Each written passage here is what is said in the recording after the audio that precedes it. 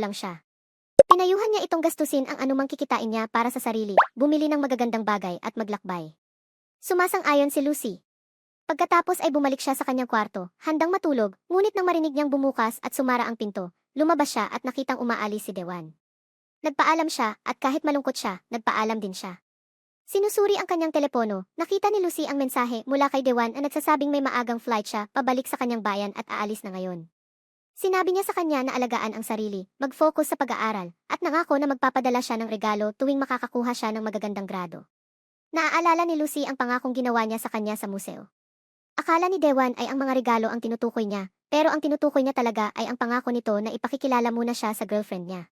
Kinabukasan, sinuri ni Lucy ang porsyento ng marka na kailangan para makapasok sa universidad ni Dewan at napagtanto na napakataas nito.